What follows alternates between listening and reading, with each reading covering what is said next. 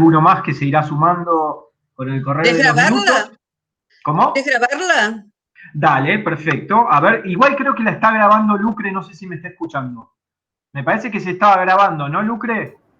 Sí. Genial. Listo. Bueno. Perfecto. Entonces, quédate tranquila porque se está grabando. Bueno, un poco como yo te contaba, primero la voy a presentar a Sibila y después le voy a contar que ya te adelanté en qué estaban trabajando les chiques, para después sí ya dejarlos que vos empieces a contar sobre estos dos casos de Tucumán, sobre estos dos casos que vos trabajaste en profundidad para libros, y que después ellos, en todo caso, en una segunda instancia, puedan hacer alguna pregunta acerca de lo que vos le vayas contando. Pero en principio yo quiero agradecerle, bueno, muchísimo la presencia a todos, como cada miércoles acá nos encontramos, y hoy especialmente la presencia a Sibila. Yo les contaba cuando les mencioné de la posibilidad de que tuviéramos una conversación con ella, que bueno, que cuando a nosotros y a nosotras nos echaron de lo que fue Infojust Noticias, que fue quizás la última experiencia que yo tuve de trabajo en Capital, así en una redacción, digamos, fija, diaria, Sibila fue una de las, bueno, poquísimas personas y del ambiente, también colegas, que nos estuvo acompañando en todo ese proceso, en lo que fue el proceso de desvinculación, que como cualquier proceso, digamos, en el que se echan periodistas, tuvo sus momentos traumáticos. Sibila estuvo siempre ahí al lado nuestro, no me olvido más, así que le quiero agradecer en esta oportunidad, y bueno, y agradecerle porque además cada vez que la he convocado para cualquier cosa, proyectos periodísticos, manos, consejos, ella siempre está ahí, es muy generosa, así que doble agradecimiento para Sibila. Y bueno, les quiero presentar quién es. Obviamente ya la mayoría la conoce, la ha leído. Ella es periodista, estuvo durante 30 años en el diario Clarín, en la sección de sociedad, donde mayormente se ocupó de ciertos temas, como ella decía, de la cobertura de desastres, de temas de salud también, de cuestiones ha contado historias de comunidades indígenas, de sectores, digamos, sociales que generalmente tienen poca visibilidad en los medios de comunicación, poca visibilidad también en el diario Clarín. Así que, bueno, Sibila siempre ha sido una voz que ha estado contando esas tramas, y en lo que a nosotros nos respecta, que la hemos convocado humildemente para que esté acá, es para que nos hable un poco sobre su experiencia en el tema de trata de personas, ¿no? Trata de personas, en este caso con fines de explotación sexual. Escribió 2 libros al respecto, después me dirá ella, capaz que está trabajó en alguno más, pero los que nos interesan y que va a hablar más en detalle hoy son el del Malevo Ferreira, que lo escribiste. ¿En qué año, Sibila? Bueno, lo iba a contar justamente. Bueno, listo, entonces... Trabajar en el 94 y lo terminé en el 2009. Mirá vos, qué proceso largo. Un gran paréntesis en el medio, claro, que forma parte de lo que pensaba contarles. Bien, perfecto. Bueno, entonces termino con la presentación así brevemente. Entonces, el libro sobre el Malevo Ferreira, un funcionario policial de la policía tucumana, muy polémico, ya les contará por qué también más en detalle, y un libro que se llama La Red y que investiga y trata sobre el juicio que se llevó adelante y sobre el caso de la desaparición de Marita Verón, el caso paradigmático, emblemático sobre trata de personas, de mujeres con fines de explotación sexual en el país, que tuvo un juicio que fue escandaloso y que después tuvo algunos capítulos judiciales posteriores, pero no quiero introducir más, simplemente agradecerle. También es docente, Sibila, así que tiene experiencia de sobra. Les voy a dejar con ella, me voy a quedar por supuesto acá escuchando, que me interesa muchísimo, y bueno, en todo caso después que ella nos empiece a contar sobre estos 2 casos, seguiremos esta conversación. Así que los dejo con Sibila, y le agradezco de nuevo que esté acá con nosotros. Bueno, gracias Laureano, gracias chiques, estamos un gusto encontrarme con ustedes. Bueno, Como les decía recién, la investigación empezó en 1994, cuando Marita Perón todavía era una adolescente. En ese momento yo empecé a trabajar en un proyecto sobre Malevo Ferreira. Es decir, quería explicar, el Malevo Ferreira había sido jefe de la Brigada de Investigaciones de la Policía de Tucumán. Tenía aspiraciones a llegar como jefe de policía, no llegó. Y bueno, acá en Buenos Aires sabíamos todos que era un torturador, un asesino, es decir, no un gatillo fácil, era un tipo que directamente simulaba enfrentamientos. Y sin embargo, él llega por primera vez a un juicio a fines del 93 y lo condenan a él y a 8 subalternos por un triple homicidio agravado con alevosía y le dan perpetua, los 9. Ese día él se amotina junto con los suyos, con complicidad de la policía de Tucumán, y se fuga del brazo de su noviecita, que en ese momento era casi una adolescente. Con un brazo la chica y del otro brazo una granada. Y acompañado por, esto en vivo y en directo, en la televisión de todo el país. Entonces yo dije, no, yo no puedo entender nada, vivado por una multitud, además. Yo no entiendo nada, yo quiero saber cómo puede ser que este tipo llegó tan lejos, cómo la sociedad tucumana permitió que llegara tan lejos a semejante monstruo. ¿Cómo puede ser que recién ahora? ¿Cómo puede ser además que nunca haya enfrentado un juicio? ¿Y cómo puede ser que además se haya convertido en un mito? Entonces, para poder explicarlo, empecé a buscar información y me encontré con que la única manera de contarlo era, de explicarlo, era contar la historia de Tucumán de los últimos 70 años. Entonces, entre otras cosas, tuve que conocer cómo era el delito, el mapa del delito en los tiempos del Mablevo. Y esto significó meterme en los dos grandes clanes delictivos que había en ese momento.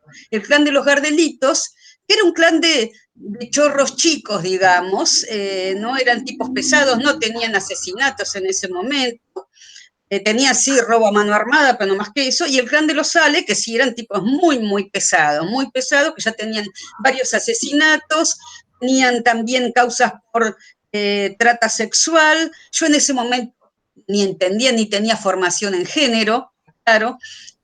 También tenían muchas causas por drogas, es decir, tenían bastante, era una historia bastante pesada. Y en ese momento yo me pregunté, además, ¿por qué motivo era que yo investigaba tanto a los Sale, siendo que Malevo me había dicho, yo lo entrevisté largamente a él en la cárcel, ¿por qué había sido que yo los investigaba tanto a los Sale cuando en realidad habían tenido un pequeño enfrentamiento nada más, no habían tenido casi enfrentamientos? Sin embargo, seguía adelante con la investigación. ¿Vieron cuando algo les hace ruido y uno sigue, porque algo tiene que haber? Bueno, muchos años después, algo hubo. Bueno, abandoné la investigación cuando yo tenía un borrador, un libro, y me puse a trabajar en otro proyecto, que pensé que sería un poco tiempo, y el otro proyecto llevó 2 años y medio, más 1 año y pico fue el libro Justicia y Televisión, la relación de la justicia y la televisión desde finales de la dictadura hasta finales del 99, más o menos, cuando recién empezaban las cámaras ocultas y todo eso. Bueno, después largué el libro El Malevo, hasta que el Malevo se mató. Eso fue en noviembre del 2008. Y ahí, a instancias de mi hijo, retomé el proyecto. Y ahí lo escribí de un tirón. Bueno, volví a Tucumán, volví en ese momento, nuevamente, había ido varias veces a Tucumán antes del libro El Malevo y después, digamos, durante ese interregno. También había estado ese año, digamos, en el 2008 había estado en la Fundación María de los Ángeles. Y me quedé 3 días más o menos en Tucumán, aprendiendo mucho sobre lo que era el tema de trata sexual, que lo había trabajado en algunas notas, pero eso fue como una especie de seminario intensivo. La fundación estaba por primera vez por abrir el primer hogar para víctimas de trata en Tucumán, entonces estuve con las chicas, conocí el hogar, conversé mucho, y justo la causa Marita Perón acababa de llegar a la corte. Entonces, después de muchísimos años y muchísimos impedimentos. Entonces, ahí tomé contacto con la causa. Bueno, entonces, retomo el libro del Malevo, lo publico a fines del 2009, digamos, noviembre del 2009 fue El Sheriff, vida y leyenda del Malevo Ferreira. Bueno, esto implicó también actualizar, digamos, había sido el clan Ale. Y ahí yo me encuentro con que la Chancha Ale, uno de los dos líderes de la banda, en realidad una mafia en el sentido literal de la palabra, en el sentido de diversificación, de lavado de activos, etcétera.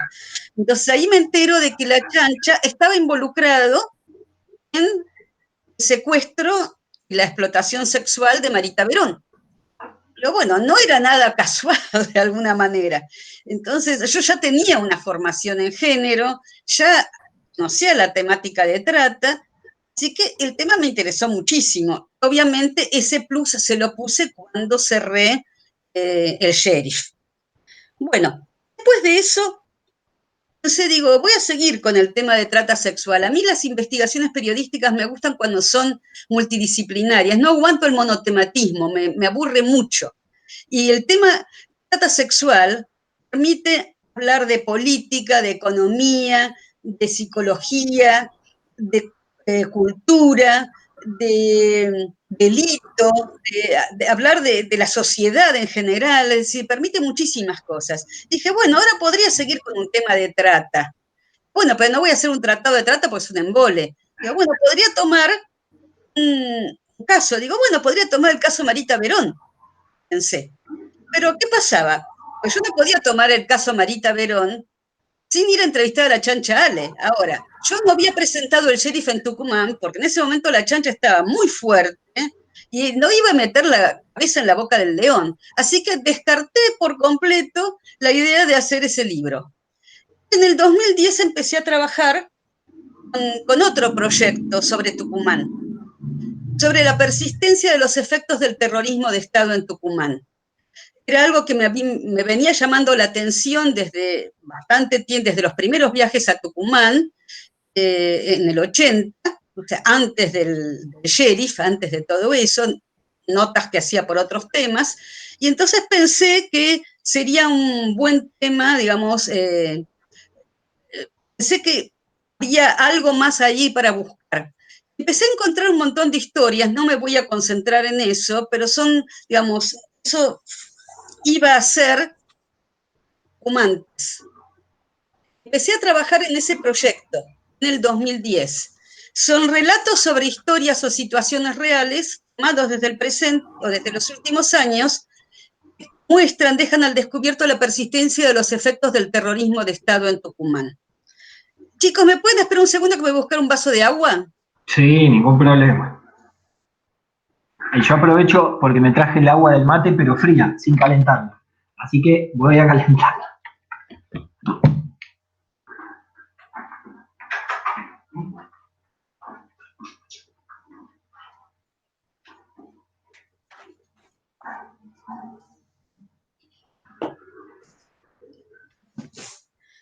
Listo. Bueno, en septiembre del 2011 me voy a Tucumán ya con algunas entrevistas hechas y bastante investigación para tucumantes. En noviembre del 2011 yo cumplía los 60 y dije, ahora me jubilo y me dedico a tucumantes. Pero de aquí que el mes anterior salió la fecha del juicio por Marita Verón y dije, no me jubilo un carajo, yo esto no me lo pierdo, porque estaba en las mejores condiciones para hacer esa cobertura.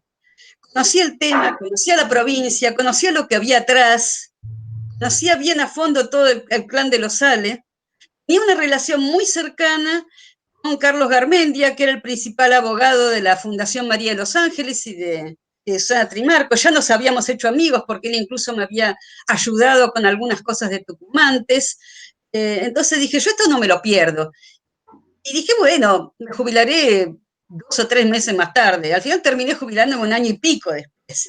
¿Pero qué pasó? Me fui a Tucumán, el juicio empezaba el día creo que 8 de febrero del 2012, yo me fui, me instalé o el 9, no, el 9 empezaba. Me instalé el 1 de febrero, para ya tomar contacto, armar todo, preparar notas previas, etcétera, ir calentando un poco los motores. ¿Qué pasa? Cuando, después de sentarse, hacer toda la parte formal de lo que es el juicio, un juicio oral, de declarar una de las acusadas. Eran 4 acusados, o sea, 2 hombres y 2 mujeres de Tucumán, y otros 9 de La Rioja. Porque a Marita la secuestran en Tucumán, la llevan a La Rioja, la explotan allá en prostíbulos de La Rioja. Cuando empiezan a descubrir, digamos, a pesar de toda la connivencia que ha tenido la policía de Tucumán y la política de Tucumán, digamos, en ese momento el gobernador era Julio Miranda, en ese momento, digamos, a pesar de esa connivencia, esa complicidad, bueno, finalmente la insistencia de Susana Trimarco y de un policía amigo que en realidad venía de otra área, pero que los ayudó muchísimo, logran descubrir, encontrar la pista de Marita en La Rioja. Ahí a Marita la vuelven a trasladar a Tucumán, para que no la encuentren, después la vuelven a llevar a La Rioja. Y está durante un tiempo y después de unos meses ya se le pierde la pista. Entonces, a pesar de que había muchas más personas que estaban dentro de la red de trata, una red de trata en realidad es un inmenso hormiguero, que tiene conexiones por todos lados, y en realidad no hay ninguna red que esté suelta, todas están conectadas directa o indirectamente entre sí en todo el país, y muchas de ellas también con el exterior. Entonces, el caso, por ejemplo, de Marita Verón implicó en la causa, por una sola víctima, se mencionaban 16 prostíbulos. ¡Ay, qué divino! Se mencionaban prostíbulos en 17 provincias. Así que, bueno, era una cosa muy fuerte. Bueno, una de las acusadas de Tucumán había sido explotada por la Chanchale, que tenía una hija incluso con la Chanchale, dio declarar, Daniela Milheim. Hizo al principio el juicio. Y a medida que iba declarando, iba hablando de los Ale, de los Gardelitos, del Malevo Ferreira que la había torturado cuando ella estaba en situación de prostitución, y empezó a hablar de un montón de cosas que yo conocía muy bien y que mis colegas de Tucumán ignoraban por completo. Y eso estaba fuera de la nota. O sea, era muy poquito lo que yo podía contar, porque no tenía una relación directa con Marita Verón. Y ahí yo dije, yo acá tengo un libro. Entonces, a partir de ese momento empecé a tomar apuntes de todo, sin saber demasiado bien cómo lo podía articular. Mientras tanto, digamos, ese año 2012 yo viví más en Tucumán que en Buenos Aires, no me resultaba fácil conseguir los permisos del diario para irme a Tucumán. Entonces, cuando conseguí un permiso me quedaba allá. Y me quedaba los fines de semana, ya tenía muchos amigos y amigas allá, me hice amistades nuevas. Estuve entonces viviendo como una tucumana más, realmente, en ese tiempo. Me parece que tu gato Luján quiere salir, ¿eh? Abrile la puerta. Los gatos necesitan la puerta abierta. Ay, perdón, me encanta la cámara el gato, además. Está limpiando del otro lado. Todavía no vino ninguno de los míos. Yo tengo un gato y una gata que suelen venir también cuando pero está mirando la puerta, me parece que Hay una Nati también. Y le llama la atención el ruido, por eso. Ah, bueno. Bueno, entonces fui recorriendo todos los lugares de San Miguel de Tucumán, de los que hablaba el juicio, de los que hablaba, perdón, la instrucción. Conseguí además, me facilitaron a través de un programa especial toda el expediente en instrucción. Una de las cosas, de las grandes ayudas que le pudo dar Néstor Kirchner a Susana Trimarco fue una fotocopiadora gigantesca, muy grande, que además en combinación con un programa que permitió escanear todo el expediente, y con ese programa se podía buscar dónde estaban, digamos, las referencias, o sea, buscar como si fuera en un buscador.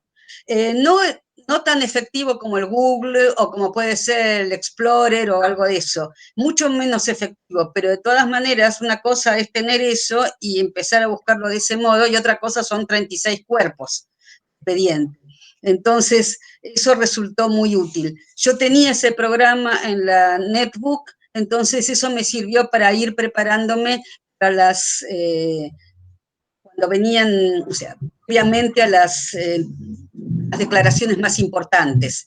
No cubrí todo el juicio, cubrí la mayor parte de las más importantes. Estuve también recorriendo lugares de Tucumán y charlando mucho con mujeres y travestis que estaban en situación de prostitución. En ese, digamos, aprendí 3 o 4 cosas inolvidables y no creo que creo que son inamovibles desde ese momento. Una de las cosas que yo aprendí, o sea, yo hasta ese momento, por ejemplo, pensaba que una cosa era la trata y otra cosa era la prostitución, que cada uno hacía por su cuenta, cuando querían hacerlo. Ahí me encontré con que prostitución, explotación sexual y trata son 3 caras de un mismo problema. Porque se lo escuché a las chicas, digamos, no me lo explicó nadie, no lo leí en ningún lado, eso me di cuenta sola escuchando a las chicas, a las testigos. Incluso algunas chicas que habían sido víctimas de trata, habían empezado en prostitución, y otras que habían sido víctimas de trata y seguían en prostitución ahora, digamos, por su propia voluntad, digamos. Entonces, eso me di cuenta, que la chica que está, digamos, por su cuenta, mañana la agarra a un fiolo, la explota. Pasado el fiolo la lleva y la vende o la alquila a un prostíbulo. Entonces, esa chica está en una situación de explotación sexual, no es víctima de trata, aunque la haya llevado o trasladado a otro lugar. Quizá la chica es llevada engañada, entonces pasa a ser víctima de trata. Quizás está por su cuenta, fue al prostíbulo sabiendo que iba un prostíbulo. Ahí está explotada porque en general con buena suerte les dan el 50% de la plata que sacan después que le descontaron hasta los profilácticos. Eso es un prostíbulo. Puede estar por su cuenta y ahí está en situación de explotación sexual, pero un día se niega a atender a un tipo porque está muy borracho, muy drogado, o la última vez la pellizcó mucho o le hizo daño, entonces dijo, yo no lo atiendo. Dice, bueno, ¿no lo querés atender? Bueno, tenés una multa. La multa significa una suma de dinero muy importante. Para que se den una idea, en el 2012 las multas eran de 5.000 pesos, así que imagínense lo que pueden ser ahora. Hasta que vos no me hagas esa plata, vos no salís de acá. Entonces esa chica está en situación de esclavitud sexual, pero no es víctima de trata ni de explotación. Está en esclavitud sexual. Después esa chica cumple con la multa, o se va, o consigue escaparse, y por ahí está por su cuenta. Vuelve a estar, digamos, es el denominador común de todo esto es el tipo que paga por sexo, el tipo que compra sexo, consumidor de sexo pago. Eso lo aprendí cubriendo el juicio. La otra cosa que aprendí es, como les decía, eso de la inmensa red, que no son cosas aisladas entre sí, que hay que verlo como un fenómeno global.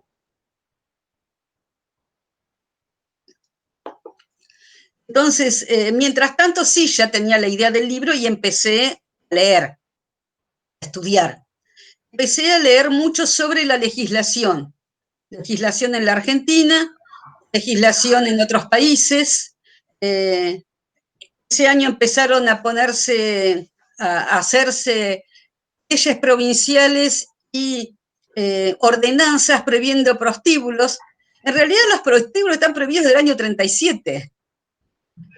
Es algo que lo dice la ley de profilaxis. Dice que está prohibido todo todo lugar donde se ejerce la prostitución. No penaliza para nada el ejercicio de la prostitución, penaliza la explotación, es decir, el proxenetismo, prohíbe todo lugar donde se ejerza la prostitución. Dice casas de tolerancia, que era uno de los eufemismos que se utilizaba en ese momento, y todo lugar donde se ejerza la prostitución. Eso queda clarito. Esa ley es la ley más violada en la historia de la Argentina, a lo largo y ancho de todo el territorio argentino, hasta el día de hoy. Bueno, una de las cosas, o sea, leí bastantes libros. Entre otros, hay uno, esperen, que lo tengo acá atrás y me olvidé sacarlo.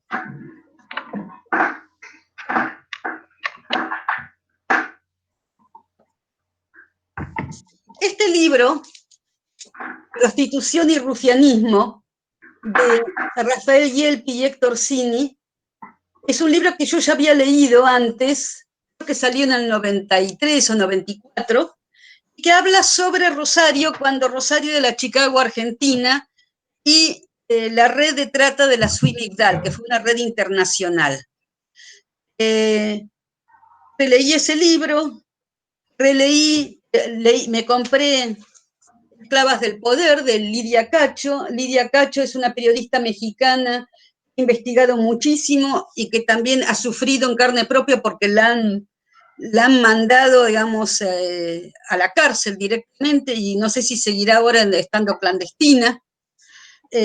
Después leí este libro que es muy bueno, La industria de la vagina, de Sheila Jeffrey, La economía política de la comercialización global del sexo.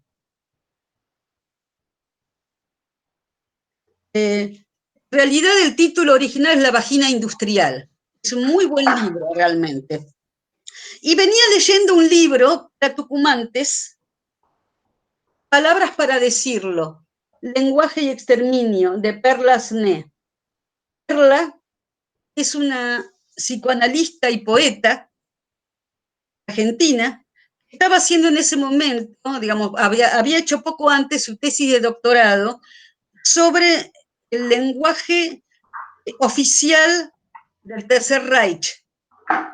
Después había tomado, digamos, tiene 3 partes ese libro: el lenguaje oficial del Tercer Reich, Yiddish como lenguaje desaparecido, porque desaparecieron, es decir, exterminaron a sus hablantes, y finalmente lo que sobrevive del Yiddish, algunas cosas sobre el lenguaje durante el terrorismo de Estado de la Argentina. Eso es una parte mucho más pequeña. El libro es un libro monumental. Ella tuvo como tutor de tesis a Horacio González. Tuve la fortuna de presenciar lo que fue la defensa de su tesis, que fue realmente un placer inmenso. Y el libro yo lo había leído, ya lo estaba leyendo en ese momento, pero por tucumantes. Pero ahí me encontré con que me sirvió para darme cuenta del lenguaje de los eufemismos que maneja la prostitución, la explotación sexual y la trata, sobre todo la explotación sexual y la trata. Y al compararlo con Prostitución y Rufianismo, con el libro de Yelpi y Cini, me encontré con que era muy poco lo que había cambiado el lenguaje en tantos años. Es decir, había pasado prácticamente un siglo y no había cambiado el lenguaje, se seguían utilizando los mismos términos, los mismos eufemismos. Y además, esos términos habían sido también, y son, asimilados como propios por las propias víctimas. Eso es lo más impactante de todo. Así que eso terminó sirviéndome para hacer un capítulo específicamente sobre el lenguaje vestibulario.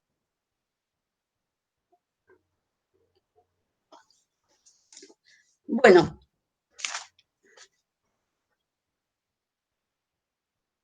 otra cosa que me callaba contarles, otra cosa, el otro gran descubrimiento fue algo que les va a parecer obvio, que la explotación sexual y la trata no son autónomas del Estado, por lo menos en la Argentina. Es decir, necesitan de los funcionarios de seguridad, es decir, generalmente la policía, a veces también gendarmería o prefectura, de los funcionarios judiciales, de los funcionarios del Ejecutivo. No controlan o hacen la vista gorda. En general, funcionarios del Ejecutivo más a nivel municipal, digamos, comunal y a veces provincial. Pero eso es la otra cosa que aprendí. Bueno, el juicio fue técnicamente muy complicado porque había, más allá de que había cero formación de género por parte de los 3 jueces, que por más que en ese momento estaba a cargo de la oficina de la mujer de la corte, estaba Carmen Argibay, ella hizo muchísimo para tratar de capacitar a todo el Poder Judicial de Tucumán, hizo una capacitación previa. Por supuesto, no fue nadie del juzgado, nadie del tribunal, ningún fiscal, ningún secretario ni secretaria. Es decir, fueron todos sin conocer absolutamente lo que era la problemática de la trata sexual ni tener nada de perspectiva de género. Entonces, no permitieron, yo creo que ya venían con la idea previa de, la Chanchale no llegó a juicio. La Chanchale fue, digamos, a través de distintos operativos o operaciones que se fueron haciendo a lo largo del expediente, de la tramitación de la instrucción, lograron despegar a la chancha. Estaban pegados y lograron meter adentro a María Jesús Rivero, que fue una de sus mujeres, y al hermano de María Jesús Rivero. Lo que se sabe es que la chancha da la orden a María Jesús Rivero de que secuestre a Marita Verón, que el secuestro lo ejecuta su hermano Víctor. Lo hacen a través de uno de los remises Circo Estrellas, que en realidad era no una remisería, sino una empresa de radiotaxis. Fue uno de los lugares de lavado de dinero que tuvieron. Entonces, se sabía que podía saltar el nombre de la chancha, y la idea era que a partir de ese juicio, además de condenar a los que estaban vinculados, saltara la piola como para que el tribunal después ordenara investigar a la chancha y que eso siguiera adelante. Bueno, entonces el tribunal ya estaba preparado para no permitir eso. Los abogados defensores permanentemente saltaban cada 2 por 3, chicanearon permanentemente. Era algo, no se puede creer en ese juicio cómo estaban a veces horas discutiendo con cuartos intermedios de 3 cuartos de hora, quizá, o 1 hora, para ver si se incorporaba o no, si hacía constar o no en actas determinada cosa. Es decir, fue algo absolutamente desgastante. No permitieron grabar, no permitieron de ninguna manera ni filmar, no permitieron nada. Había una sala de prensa donde se transmitía, digamos, en directo, pero no se permitía grabar. En general, mis colegas de Tucumán estaban en la sala de prensa, tomando apuntes, tuiteando sobre el juicio. Yo estuve un rato nada más, una vez, y me di cuenta que me perdía muchas cosas, así que estaba siempre sentadita en la sala de audiencias, cagándome de frío porque era terrible la refrigeración a 14 grados más o menos, y eso me sirvió para darme cuenta de las miradas, los comentarios, fue muchísimo más rico. Realmente, y a veces muy gracioso también, porque llegó un momento en que pusieron a los hermanos Gómez, que eran también de los más pesados, los pusieron en la primera fila, o sea, no adelante, sino que los pusieron en la primera fila, y el periodismo nos pidió que nos sentáramos a partir de la segunda fila. Así que, como siempre, el gordo del Chenga, estaba el Chenga Gómez, es el tipo que más le explotó a Marita, estaba siempre con la misma ropa, días y días, con un calor y 30 y pico de grados, con la misma ropa, y el jogging bajo, así que me harté de verle la raya del culo, hablando mal y pronto.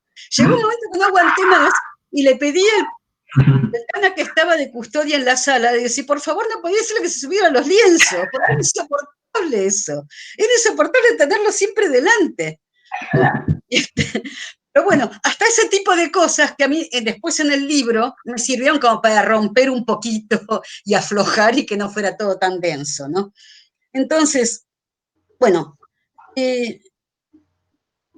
todo esto, digamos, me sirvió, es muy larga la historia, pero básicamente fui tomando apuntes de todo, recorriendo todo, viendo qué pasaba en relación con el tema, no solamente en Tucumán, sino en el resto del país, y tomar el caso Marita Verón y el juicio como una especie de eje, por el cual después ramificarme e ir hacia otras cosas vinculadas con la problemática de la trata. Hice también varias entrevistas, por supuesto. No es mucho lo que pude adelantar durante ese año, porque sentía que era como un rompecabezas que no sabía ni la cantidad de piezas que tenía, ni tampoco la forma, si era cuadrado, rectangular, hexagonal. Entonces a veces escribía, por ejemplo, algún bloquecito, como si fuera una casita con un árbol, o dos perritos, pero no los podía articular, hasta que terminó el juicio con todas las absoluciones, porque claro, la Chan Charles estaba nombrado en todos lados. Entonces, ¿qué hicieron? Les regalamos la absolución a todos. No, eso fue impresionante, realmente. La gente se lanzó a la calle en todo el país fue una cosa absolutamente espontánea, algo que nadie pensaba que iba a ocurrir. El juicio político que se le hizo, tuve que ir a declarar para el pedido de juicio político, no prosperó finalmente el juicio político. Uno de los jueces, dos de los jueces se jubilaron, uno murió hace poco, digamos hace un par de años, el otro todavía sigue, y finalmente después de bastante andar, la Corte Suprema de Tucumán revirtió la sentencia, se salvaron los hermanos Rivero, ellos quedaron pegados, lamentablemente, pero lo que sí hizo Susana Trimarco, o en realidad lo hicieron sus abogados, especialmente Garmendia, fue inmediatamente acercarle toda la información que tenían sobre la Chan Charles y sobre el Mono Ale, acercárselo a la Unidad de Investigaciones Financieras. Esto a veces depende de la FIP, a veces depende del Ministerio de Justicia, es decir, o de Economía. Y ahí vino una denuncia por lavado de activos y asociación ilícita. Esa causa sí fue prosperando, fue creciendo, finalmente sí los condenaron, no con toda la condena que necesitarían, digamos, algunos fueron absueltos, le dieron pena baja, está pelada, la Chancha y el Mono ligaron 10 años, que es la mitad del máximo que les correspondería, y al ser hasta la mitad no se puede recurrir en casación, o sea que de nuevo la justicia de Tucumán aflojó, como suele hacer. Bueno, eso básicamente fue la investigación. Yo declaré en ese juicio, declaré por teleconferencia, me tuvieron 3 horas y media declarando. Al final me terminé impacientando y contestando con ironías, pero lo que sí me sirvió fue que tanto el sheriff, acá cierro lo otro, bueno, tanto el sheriff como la red fueron utilizados como mapa de ruta por la UIF, por la Unidad de Investigaciones Financieras. Les sirvió como para plantearse por dónde buscar las pruebas. Vamos. Y me junté con los abogados de la UIF un par de veces, después nos hicimos bastante amigotes, realmente, fue realmente muy interesante. Y ese capítulo que yo, de los Ale, del sheriff, que yo decía, bueno, ¿para qué me extiendo tanto con los Ales y al fin de cuentas el Malevo tanto nos enfrentó con ellos? Bueno, cuando yo cerré el sheriff, vi la pregunta, dije, ¿por qué nunca se enfrentó con ellos? Entonces, a veces hay que formular bien la pregunta. Entonces, ahí fue cuando formulé bien la pregunta, empecé a buscar las respuestas y me las contaron. Entonces, cómo tenían una complicidad, etcétera, que no viene a cuento. Bueno, pero ese capítulo al final terminó siendo útil, primero para el juicio contra el clan Ale. Después también resultó útil algunas cositas, no respecto de los Ale, pero sí de otro grupo del Comando Atila, el grupo parapolicial que tenía el Malevo Ferreira, sirvió también para, ayudó un poquitito, digamos, la condena contra los asesinos del comunero Diaguita Calchaquí y Javier Chocobar. Así que, bueno, uno nunca sabe esos libros, nunca gané guita con los libros, pero bueno, por lo menos queda esto. Bueno, voy a buscarme agua y pienso en las preguntas. ¿Se escuchó bien? Buenísimo. Bueno, un panorama completito. ¿Ustedes tienen preguntas para hacerle? ¿Están pensando en sus notas? Sí, Candela ya viene yo ya estoy desde hace 2 o 3 recargada. días, capaz que ya tiene escrito 3 párrafos. Puede ser. Puede ser. No, porque le cuento a Sibila, los chicos y las chicas tenían que, a partir de la lectura de los materiales previos sobre estos 2 libros tuyos, pensar algunas preguntas que pudieran disparar, digamos, nuevas respuestas, sobre todo de las consecuencias más actuales del caso o alguna circunstancia que les permitiera escribir una nota, que es la consigna que tienen para la semana que viene, con un foco actual sobre el caso Marita Verón.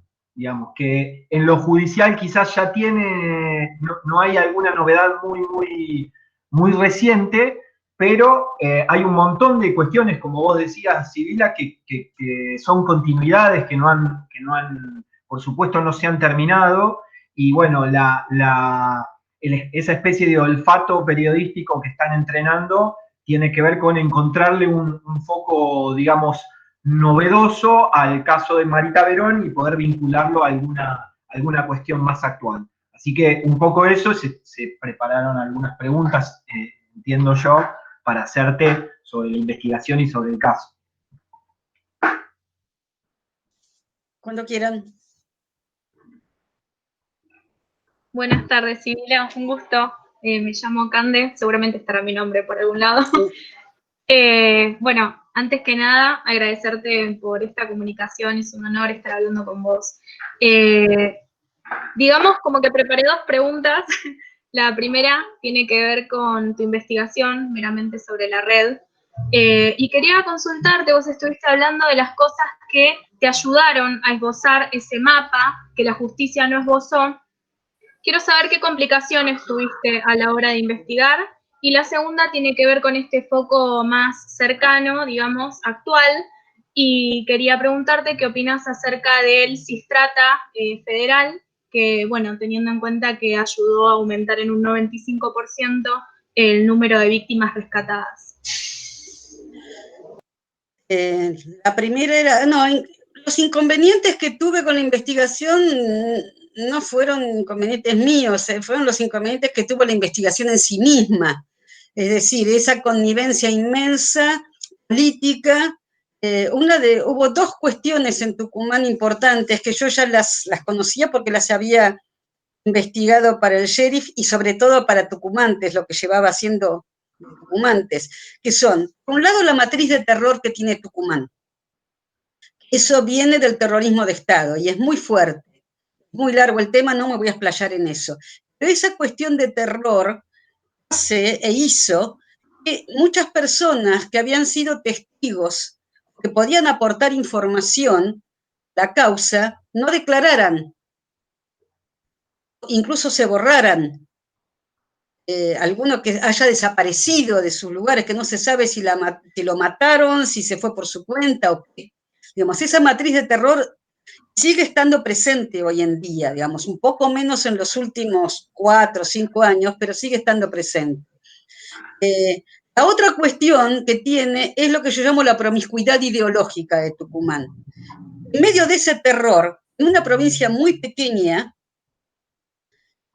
se han terminado acostumbrando a que la vecina, o sea, vos naciste en esta casa, es la casa donde tu mamá y tu abuela vivieron toda la vida, y tu mamá y tu abuela se acostumbraron también a saludar a la vecina, y la vecina resulta que es la hija de un tipo que fue un represor, que mató gente, etcétera, etcétera. Pues ya se saludan y todo lo demás, y por ahí resulta que termina siendo padrino de un sobrino, o cosas así.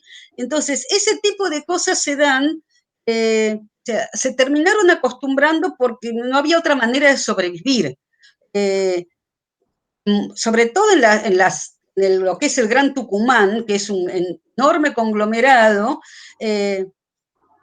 Tucumán tenía una población rural mucho más grande que fue migrando fuera de la provincia, en un tercio de la población se fue después del cierre de los ingenios entre el 66 y el 68, y el resto terminó engrosando el Gran Tucumán. Entonces hay muchísimas villas, ahí es una situación muy pesada, incluso desde el punto de vista de lo que es la seguridad, los homicidios, las drogas, etcétera, pero también forma parte de eso, digamos, del me callo la boca, digamos. Eso hizo que no se avanzara mucho más en la investigación, o sea, los problemas no fueron míos, sino en realidad de la propia investigación. Y la otra pregunta, recuérdamela.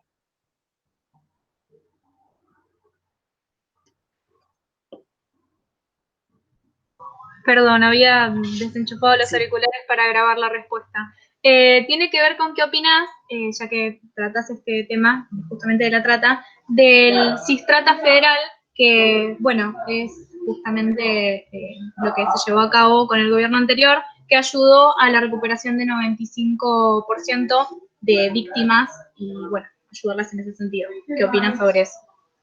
Bueno, creo que las cifras no son, o sea, conozco a las mujeres, a varias de las mujeres que trabajan, digamos, en el programa de rescate y acompañamiento a víctimas de trata, que hacen un gran trabajo, pero las cifras hay que ponerlas entre comillas, porque muchas de esas mujeres han sido rescatadas o sacadas cuando cerraron un prostíbulo, después fueron a trabajar nuevamente a otro prostíbulo, es decir, no sabemos cuántas están contadas 2, 3, 5 veces. Así que eso por un lado. Por otro lado, hay un trabajo muy fuerte que ha hecho especialmente el fiscal Marcelo Colombo, que está a cargo digamos, del área de la unidad fiscal especializada en trata y secuestros. Empezó a trabajarlo tratando de ver no casos aislados, sino la interconexión de causas. Igualmente es difícil, es muy, muy difícil el tema, digamos, las penas a veces resultan bajas, no todos los jueces tienen la misma formación en género y eso incide muchísimo. Es decir, hay lugares donde se ha trabajado muy bien y otros lugares donde realmente, otras provincias donde el trabajo no es bueno. No sé si queda contestada tu pregunta. Muchas gracias. ¿Alguna otra consulta? ¿Pregunta?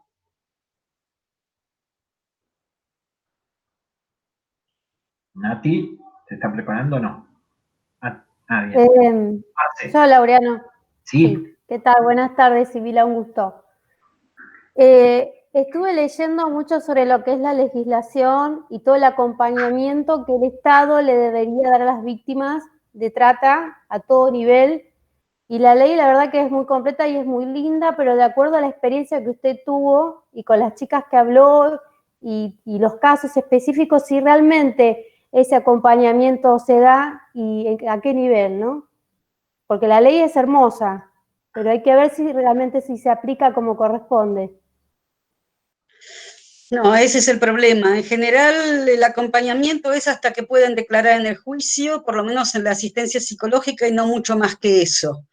Económicamente hay muy poco. La Fundación María de los Ángeles hace bastante, pero lo hace en lugares muy puntuales como Tucumán y Córdoba. En el resto del país, no sé qué pasará en Puerto Iguazú. Había un programa ahí, que era el programa Luz de Infancia, pero no creo que esté funcionando ya desde hace tiempo. Hay, si quieren, un tema de actualidad, es una gran polémica que explotó creo que la semana pasada en relación con este tema, fue cuando en el registro de trabajadores autónomos o algo así, que se abrió en el Ministerio de Desarrollo Social, apareció el ítem trabajadora sexual. Entonces se armó un pelote terrible en las redes entre las feministas, abolicionistas y regulacionistas, se armó un lío terrible en esto. Lo bajaron inmediatamente porque Argentina, la legislación argentina es abolicionista y eso significa que no están autorizados los prostíbulos. No se regula la prostitución, no se persigue a nadie que esté en situación de prostitución. Eso significa abolicionismo. La legislación internacional a la cual ha adherido la Argentina también es abolicionista. Entonces, independientemente de, bueno, si ustedes quieren, yo tengo algunos materiales sobre el tema, digamos, como les decía, me hice abolicionista escuchando nada más. Incluso a chicas que seguían estando en prostitución por su propia cuenta, que estaban bien y que estaban ya en una situación de prostitución con buenos ingresos, es decir, no estoy hablando de las pobres giras que estaban en el Parque 9 de Julio, estoy hablando de otro nivel, pero también he hablado y sigo hablando con mujeres en situación de prostitución o que han estado. Bueno, ese gran debate se armó, y no me estoy distrayendo de lo que me preguntaste, Marcela, porque tiene que ver con eso. Ya desde antes del juicio por Marita Verón se había armado AMAR, Asociación Mujeres Meretrices de la Argentina. Surgió en Córdoba a partir de la persecución enorme que tenían por parte de la policía, que realmente las detenía, que no está permitido, digamos, no tienen por qué detenerlas, porque no están no están cometiendo ningún delito. Las detenían, les pegaban, las violaban, les sacaban plata, etc. A partir de ahí se arma AMAR. Cuando consiguen parar un poco todo eso, un grupo de AMAR va por el regulacionismo y otro grupo dice, no, nosotros estamos en esto, pero no queremos esta vida. Entonces se dividen y se termina haciendo AMAR y AMAR Capital. AMAR Capital después termina siendo AMAD, Asociación Mujeres Argentina por los Derechos Humanos. Y ahí en ese grupo han estado Loana Berkins, por ejemplo, fundamentalmente, sigue estando Graciela Collantes. Graciela Collantes es tucumana, fue víctima del mono Ale, o sea, el hermano de la chancha. Es compañera mía en la Red PAR, yo integro la Red PAR, Periodistas de Argentina en Red por una Comunicación No Sexista. Entonces, por ejemplo, Graciela, tanto en Tucumán como en Buenos Aires, junto con otras compañeras, muchas de ellas que han estado en situación de prostitución, sí trabajan para ayudar y para sacar adelante, digamos, con subsidios del Estado, obviamente, a veces del Estado municipal o del Estado nacional, se las ingenian de distintas maneras como para tratar de colaborar con mujeres que están en situación o que han estado en situación de prostitución. Pero fuera de eso, bueno, también lo está haciendo AMAR en este momento de pandemia, sobre todo porque las mujeres que están en situación de prostitución no pueden estar en la calle. Así que la realidad es que es poco lo que se está haciendo a nivel ayuda, de cumplir con la ley. La ley es preciosa, es hermosa, pero en los hechos realmente es poco lo que se hace. Son pocos los funcionarios o las funcionarias que tienen un real compromiso, y hay bastantes reproches respecto de lo que es en este momento el Ministerio de las Mujeres y Géneros, porque está teniendo además primero que no está haciendo nada, ni siquiera por la tremenda violencia machista que nos está arrasando durante la cuarentena. Segundo, que está teniendo una posición pro-regulacionista, así que si ustedes quieren encontrar una vuelta de actualidad para el asunto, justamente eso explotó la semana pasada, creo que fue, se armó un lío terrible y todavía sigue ese tema. Muchas gracias, sí, la verdad que es muy buen punto ese. Gracias. ¿El resto? ¿Alguna pregunta más para Sibila? Buenas, ahora sí. ¿Cómo va? Bien, todo bien. A mí en realidad me pica, mi abuela decía que echa la ley, echa la trampa, ¿no?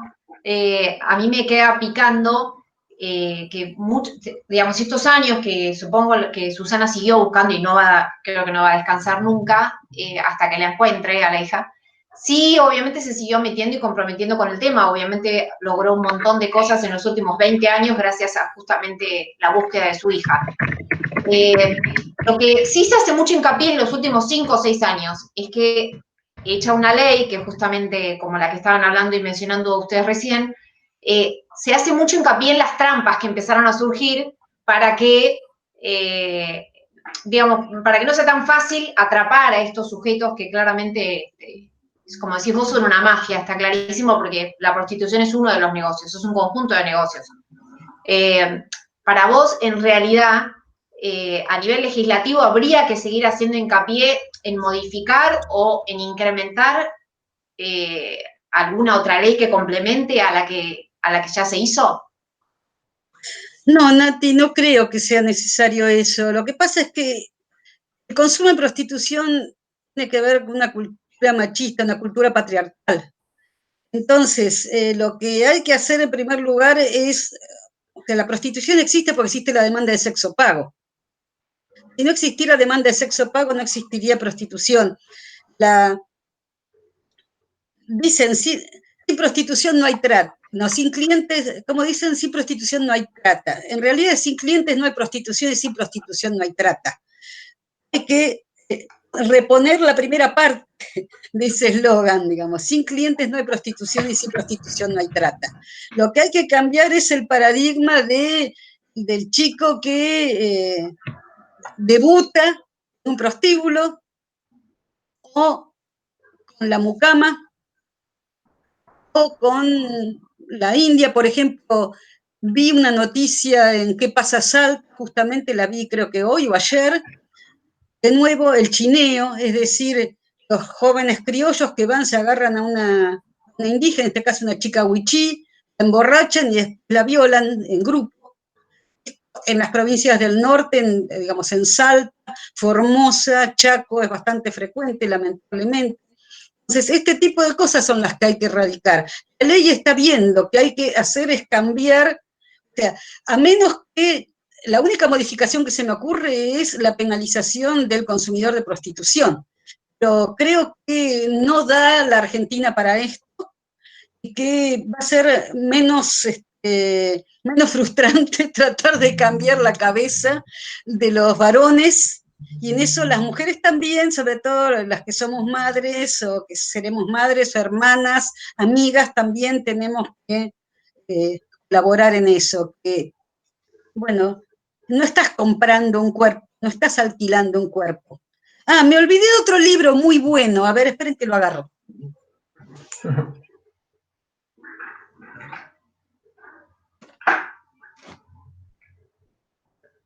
Dan ganas de leerlos a todos ahora, te digo. Hay que tomar nota. Bueno, no lo encuentro. Se llama Lugar Común, la prostitución, de Silvia Chechter. Chechter se escribe C-H-E-J-T-E-R, Silvia Chechter. Es una socióloga argentina que hizo entrevistas en profundidad, cerca de 110 entrevistas en profundidad a personas, hombres de todas las edades y todos los niveles culturales y sociales sobre prostitución. Las respuestas, o sea, que han consumido en algún momento o que consumen habitualmente prostitución. Las respuestas son tantos lugares comunes que uno termina después como la naranja mecánica, con ganas de vomitar. Esa es la sensación que da. Sibila, te traslado una pregunta de Brenda, una de las chicas que no tiene micrófono. Ella quería saber cuál es tu opinión acerca de lo que ha sido la cobertura mediática histórica sobre el caso de Marita Verón y sobre el juicio en particular. Uy, qué linda pregunta, me encanta. Bueno, la primera cuestión, yo venía estudiando, obviamente, cuando llegué a Tucumán para cubrir el juicio, ya tenía formada algunas cosas porque había leído y había hecho la nota de cuando llegó a la corte el caso. Eso había pasado 4 años antes. Pero lo que me encontré fue con que lo que salía publicado en los medios de Tucumán, especialmente en La Gaceta, que es realmente un medio hegemónico, ahí sí está bien aplicada la palabra, no tenía nada que ver con lo que decía el expediente. Entonces, ahí aprendí una lección de oro que parece una perogrullada, pero que es real, chicas y chicos.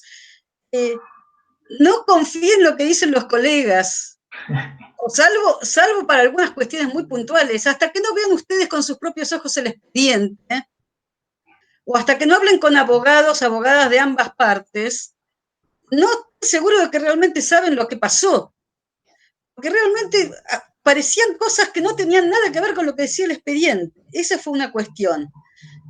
Y la otra cuestión fue que la visión que teníamos, por ejemplo, con los colegas o las colegas, sobre todo el colega de la Gaceta, que era un colega que ya no trabaja más en la Gaceta, de policiales, había retomado sus estudios de abogacía, estaba en tercer año de abogacía. A veces la crónica de la mía parecía que habíamos estado en dos lugares distintos. Era impresionante. Las cosas que a veces yo notaba cosas que se habían dicho en el juicio que para mí eran impresionantes, que eran fortísimas, y que él ni las consignaba. Les daba un lugar muy, muy secundario. Ni siquiera era por una cuestión de quedar bien con el abogado de los Sale, por ejemplo, que era el abogado de los Rivero y el abogado de los Sale, Sergio Morfil, un tipo realmente un león, un gran abogado, un tipo además muy parecido al actor, ahora no, pero se parecía en aquel momento al actor que hizo Gandhi, ¿cómo se llama? Ay, no lo traigo. Bueno, y que además explotaba su parecido en ese momento, un tipo muy, muy fino, siempre bien vestido, bien arreglado, y realmente tenía una buena relación con él, pero yo creo que ni siquiera lo hacía por quedar bien con él, que lo hacía porque no se daban cuenta, no sé, la verdad no lo sé.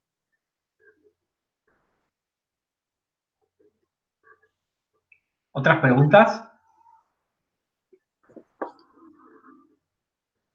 Por ahí quienes no están en pantalla, Fede, veo,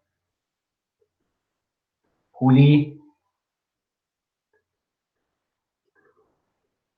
Bueno, entonces, mientras, si quieren, mientras alguno o alguna piensa alguna otra, si queda, hago una que me interesa de lo que vos fuiste contando, Sibila, y en todo caso después, si no quedan, ya vamos cerrando. Me interesa más, digamos, la cuestión de la estrategia narrativa que vos tuviste, porque, a ver, yo cubrí juicios, varios juicios, sobre todo juicios largos, ¿no? que duran meses, años, y que las audiencias, a medida que avanzan y que pasan, digamos, las instancias más, por ahí más importantes a nivel periodístico y se van vaciando las audiencias, bueno, uno va naturalizando ciertas cosas que pasan y es más difícil encontrar un foco interesante para narrar, sobre todo en medios de comunicación que piden una actualización sobre esos juicios, porque por ahí son procesos larguísimos que se pierde el interés mediático y el que sigue esos juicios y va todas las semanas a las audiencias tiene la ventaja de que sabe cuándo hay alguna novedad que irrumpe, quizás inesperadamente, interesante para contar, pero al mismo tiempo pasan audiencias en las que por ahí no pasa nada, entre comillas, ¿no? Entonces, ¿cómo encontraste vos, y sobre todo a la hora de sentarte a escribir un libro, cómo encontraste vos en la sala de audiencias un territorio interesante para narrar, digamos? Vos contás algo de eso, digamos, en lo que fuiste analizando después, pero me interesa que vuelvas sobre eso y especifiques, porque muchas veces uno piensa que lo más interesante es estar viviendo o reconstruir los hechos en directo, en el territorio, después que pasó el accidente o el crimen o lo que fuere, y el juicio es una instancia secundaria de narración. Entonces, ¿cuáles son las estrategias narrativas que vos aplicaste ahí? Bueno, muy buena la observación que hiciste, porque es realmente muy valioso eso. Bueno, a veces justamente esos pedazos de rompecabezas lograba armar y que tenía sueltos, porque a veces algún fin de semana me quedaba escribiendo algo y trabajando un poco más la palabra incluso, porque empezaba como a juntar piezas de rompecabezas. Entonces, una de las piezas de rompecabezas era San Martín de Tucumán, el club. El Club San Martín de Tucumán, o sea, hay dos grandes clubes de fútbol en Tucumán, San Martín y Atlético. El Atlético fue siempre el de los Jardelitos y San Martín es de los Sales. Los Sales han estado, es más, la Chancha Ale llegó a ser presidente del club sin ser socio. Sí, Es decir, formaba parte de la Barra Brava, obviamente. claro. Pero bueno, toda la historia, digamos, lo que hicieron además fue limpiarlo al club, lo vaciaron de todo el clan con María Jesús Rivero, es larga la historia. Cuando empecé a ver el tema ese, dije, bueno, acá hay una historia sabrosísima, digo, de la Chancha Ale, que tiene que ver con el lavado de dinero, tiene que ver con los pesados, con los homicidios, con que ha matado hinchas, es decir, tiene que ver con todo eso. Y es lo que da carnadura, porque la diferencia que tiene la investigación periodística con la investigación judicial es, como me dijo, por ejemplo, cuando yo entrevisté al juez que había redactado la sentencia contra el Malevo Ferreira, que es una sentencia exquisita realmente, es excelente, excelente, una excepción en la jurisprudencia argentina y en Tucumán más todavía, me dijo, sé piadosa con él, sé compasiva con él, dice, yo lo juzgué por un solo hecho, me dice. Claro, la justicia juzga por un solo hecho, por una suma de hechos que son los que están, digamos, en lo que llaman la carátula del expediente, es decir, la categoría que le dan, digamos, de delito. Pero, les hacemos periodismo de investigación, vamos más allá de todo eso, buscamos saber por qué se llegó a eso, qué permitió eso, qué contexto. Justamente lo interesante que tiene el periodismo de investigación es ver, porque nos interesa un hecho, bueno, ¿de qué contexto o contextos es emergente ese hecho? ¿Qué representa? Entonces, cuando uno empieza a analizar esos contextos que permitieron que ese hecho ocurriera, a veces son un contexto familiar, a veces un contexto barrial, otro cultural, a veces se empiezan a juntar así como ¿se acuerdan la teoría de conjuntos? O se juntaban los conjuntos, bueno, es lo que se empieza a armar. Eso es sumamente interesante y cuando uno traza una investigación periodística de largo aliento o compleja, tiene que empezar a armar esos conjuntos y ver dónde se están articulando, dónde se están tocando esos conjuntos. Entonces, ahí es donde tiene todo muchísimo mayor interés.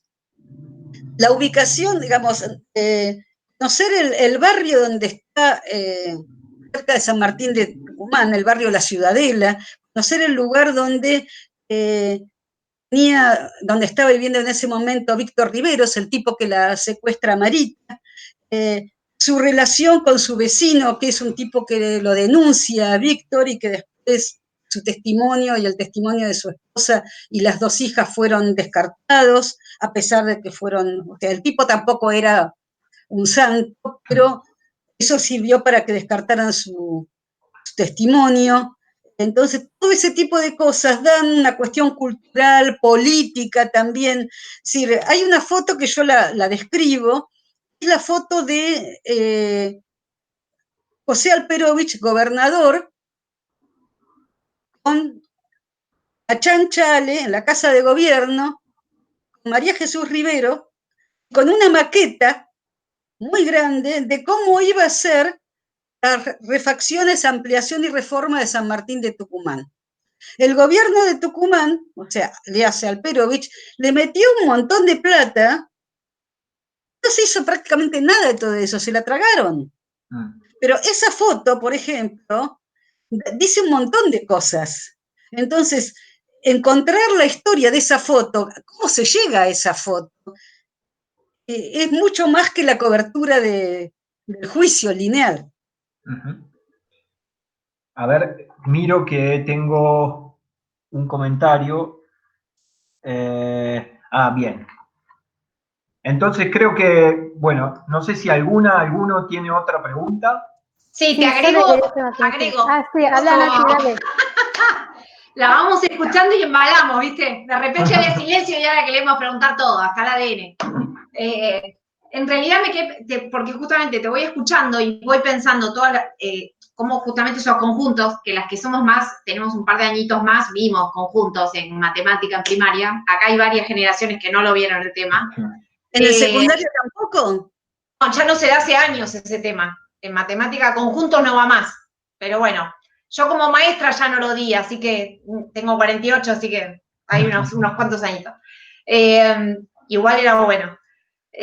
¿Sabés qué me quedó picando esto que vos decís y esto que se instauró y se naturalizó, que viene justamente de la época del proceso? Había una testigo que fue la primera que declaró, que era una vecina que la vio o que vio, atestiguó cómo subían a Marita al automóvil donde fue secuestrada. Ella, recordemos que iba por la vía pública transitando. Había ido al hospital, esperaban que vuelva. Y fue secuestrada en una esquina. Y que dicen que desapareció, que nunca más se supo más nada de ese testigo. ¿Para vos tiene que ver con esos agujeros que quedaron en la causa y que hubieran completado, ayudado o aportado justamente ya en una primera instancia y no esperar un segundo juicio para poder haber sido, ¿cómo se dice?, encarcelados directamente o ya condenados desde el primer juicio? O sea, hubo varios, como este desapareció, aquello faltó, que para mí tuvo mucho que ver, que recién en una segunda instancia se pudiera llegar al veredicto que se llegó y a apresar, ¿no? Bueno, dijo 2 o 3 cositas. La vecina, esa estaba en una esquina, nunca declaró en la justicia, se lo contó a Susana Trimarco, pero nunca quiso declarar. Ajá. Y tampoco se la puede llevar a declarar por la fuerza pública. Quien sí desapareció, un albañil, pasaba con su bicicleta en ese momento y vio todo. Y en un momento, digamos, que se cruzó en la ciudad con Susana, le contó lo que había visto. Y después, cuando trataron de buscarlo, ese albañil estaba trabajando, viviendo como sereno, en una obra en construcción, y cuando lo fueron a buscar, había desaparecido. No se sabe si ese hombre desapareció porque tuvo terror, si lo limpiaron. Eso por un lado, digamos. O sea, que de todas maneras, sí hubo algunas personas que en su momento, si hubieran podido, digamos, declarar, que si se hubiera animado a declarar en su momento, habrían ayudado muchísimo. De todas maneras, no se llega a encontrar a Marita Verón por varios motivos. La connivencia policial, en primer lugar. O sea, realmente en el canal había policías, aparte había, bueno, ahí en la red de La Rioja también, uno de los juzgados de La Rioja, que en ese momento ya vivía en Tucumán, era policía, había sido policía, la connivencia policial, complicidad más que connivencia, también connivencia, la complicidad y connivencia judicial, el desconocimiento del tipo de delito, es otro tema, el miedo, la incapacidad judicial, una enorme incapacidad. Se llegó al juicio, hubo un solo juicio, que llegó 10 años después del secuestro, prácticamente, y eso por la insistencia de Susana, nada más. Ese juicio es el que termina las absoluciones masivas y que después, en recurso de casación, revierte la Corte de Tucumán. No hay otro juicio. El otro juicio que yo comenté contra el Clanale es un juicio por lavado de activos y asociación ilícita. En un juicio por lavado de activos no hace falta demostrar cada delito por el cual se juntó la guita ilegal. Es necesario demostrar globalmente que existió el delito y que de ese delito vino la guita ilegal.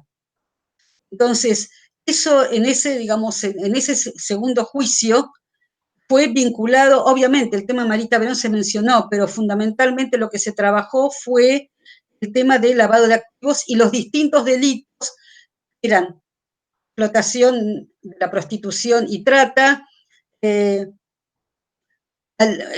tema de San Martín de Tucumán, bueno, no lo aceptaron dentro del juicio, digamos, dentro de la sentencia, a pesar de que había mucha evidencia al respecto. Lavado de dinero a través de la remisería 5 Estrellas, las máquinas de juego ilegales, la compraventa o alquiler de armas, como al mono Ale siempre le han encontrado arsenales en la casa. No sé cómo, y varias de esas armas, o sea, algunas no tenían obviamente ninguna autorización y otras sí la tenían. Y es un tipo que ya antes había sido condenado y juzgado y cumplido por delitos de homicidio. No le podés dar un permiso de arma a un asesino, a un tipo que tuvo una condena. Entonces son cosas que uno se pellizca, decir, no puede ser, esto no es cierto. Marcel. Sí, 3 cosas, Sibila. Primero, en cuanto a la técnica narrativa que vos comentás, es buscar la historia dentro de la historia. Y ahí lograr la magia esa que nosotros los que escribimos queremos llegar. Cuando vos hablas del club y demás, dice, yo encontré esto y lo pongo, ¿no?, dentro de la gran historia que estoy escribiendo. Y eso es apasionante, me parece. Bueno, eso, digamos, fui encontrando distintos estilos en el libro según lo que necesitaba contar. Hubo algunos que los puse casi como si fuera teatral, porque eran, por ejemplo, que de todas maneras, más allá de que no se podía grabar, los abogados grababan. Después, bueno, algunos de los testimonios, yo tomaba apuntes totalmente, con muchos tramos muy literalmente, porque tomo buenos apuntes, pero aparte algunas declaraciones, algunas cosas las desgrabé. Entonces, hubo algunos tramos que eran tan irrisorios, tan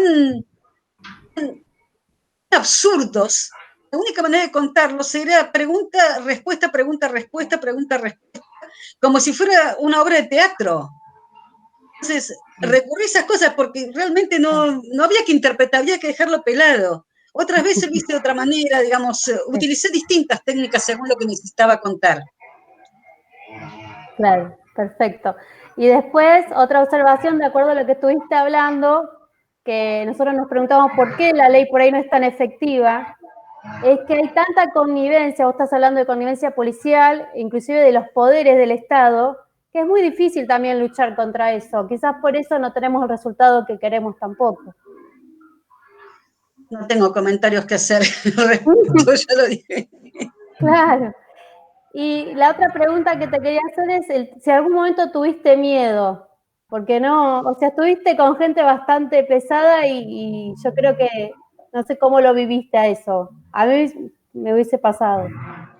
No, la verdad que no, porque cuando, o sea, ya a Susana la jodieron mucho, le provocaron, la han querido matar un par de veces, digamos, ha tenido algunas amenazas al por mayor, por supuesto, principio de incendio en su casa, también algunos de los testigos más pesados también han tenido amenazas y cosas por el estilo.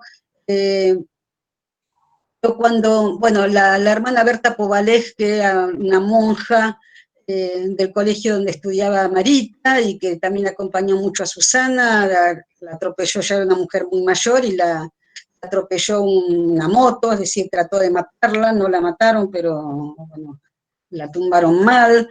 Pero cuando empezó el juicio ya estaba todo aplacado, ya las cosas estaban más controladas, evidentemente también los abogados deben haber dicho, piensen en el molde, no jodan. Yo publiqué al principio del juicio una nota muy grande de una página sobre el clan de los Ale y la Chancha Ale. Y sí, durante algunos días, unos pocos días, estuve mirando para atrás a ver si no me seguían. Pero después se me pasó, digamos, no tuve ningún problema, no tuve ningún problema, ninguna amenaza, no, absolutamente nada, y no tuve miedo. No es que sea valiente, no se dieron las circunstancias realmente. Es decir, creo que no me sentí con miedo para nada. No había ese clima en ese momento. Y creo que además, si una demuestra que no tiene miedo, tampoco te joden, no van a joderte.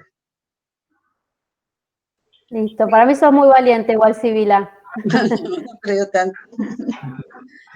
Bueno, Sibila, valiente y muy generosa, porque te agradecemos muchísimo que hayas estado este rato compartiendo tu experiencia acá con nosotros, haciéndonos aprender un poquitito más. Te agradezco de nuevo por esta disposición para contar y transmitir esto que te ha dado la trayectoria que tenés con los chicos y las chicas que vienen, que van a ser las próximas generaciones de narradores de historias, así como ha sido vos. Así que muchas gracias. No, muchísimas gracias a ustedes por la paciencia. Bueno, Aguantar. gracias, Sibila. Chao, hasta pronto. Un gusto.